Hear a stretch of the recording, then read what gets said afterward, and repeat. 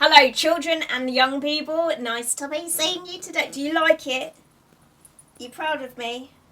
I finally got the lighting sorted. This is for you guys only. This is on none of my grown-up channels. I've got this. You ready? There's no demo. Only you, between me and you, you're gonna get the demo. All right. So let me show you red. Maybe this is red. Okay, let's go green. Blue. Blue. Pink. I feel like I'm enjoying this more than anybody else is. Anyway, let me tell you why I'm talking to you today. Today, I'm going to be telling you all about how it is that you can stop yourself from holding a grudge. Because grudges are not nice. If you don't know what I'm talking about when I say holding a grudge, I mean holding on to bad feeling directed towards somebody else who has probably upset you or wronged you in some way in the past. Hanging on to that bad feeling is not good for you, and it doesn't really affect them. It's just bad for you. So if you would like to know how to move on from holding a grudge, then just keep on watching.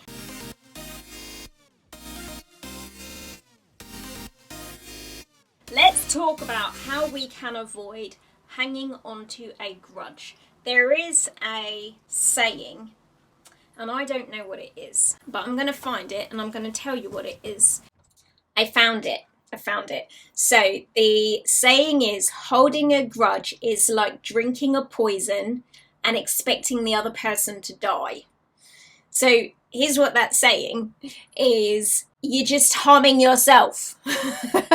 That's what it's saying. It's saying you are only harming yourself when you hold a grudge. The other person doesn't care that you hold a grudge. It's not affecting them. The bad feeling is only in you. It's only hurting you. So that kind of doesn't make any sense for you to continue to keep that grudge. Doesn't make any sense whatsoever. So here's what we're going to do. I'm going to give you some strategies for getting past the grudges that you hold so that you can just move on with your life and put your time and energy into something that is far more worthwhile than a grudge. So the very first thing is we want to go bigger picture.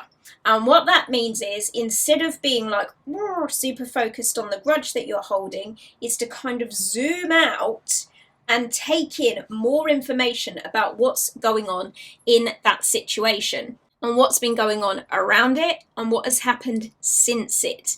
Because the chances are, since whatever it is that caused you to hold a grudge happened, other stuff has happened. Like, there are far bigger things for you to be thinking about now. There are far more important things for you to be thinking about now. There are far more enjoyable things for you to be thinking about since then. So by zooming out, I mean either look at other stuff that's happened since then, or other stuff that you can focus on, or other, like how much time has passed, just things that you can do that are going to shrink the meaning that this grudge thing has in your life. Like maybe since that situation happened, you've made a new friend, you've passed a test, you have gone back to school, like a ton of stuff has happened since that thing that caused the grudge to happened.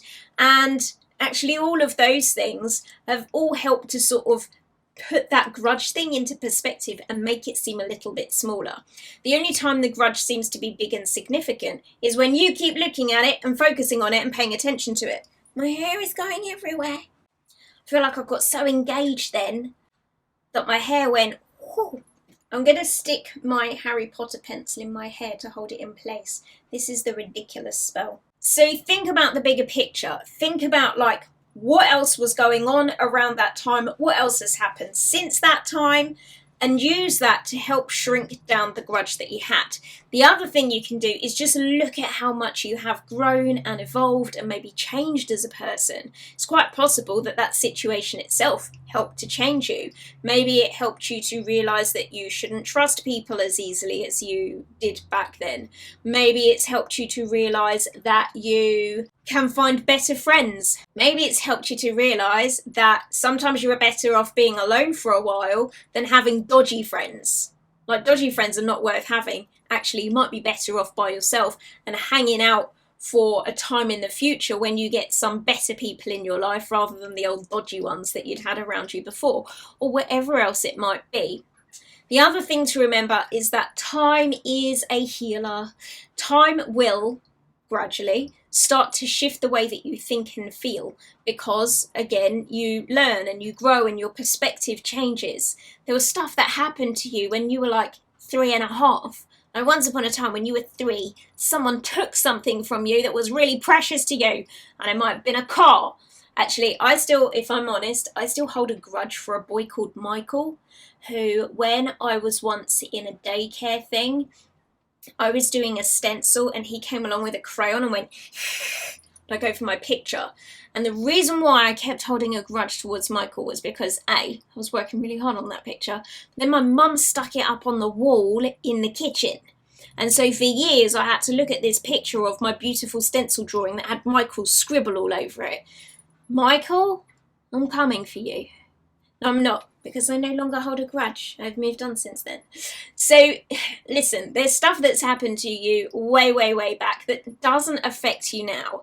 And eventually you will get to that same point with this thing. At some point in the future, you're going to be like, it doesn't matter anymore. So you may as well let yourself get to that point sooner rather than later.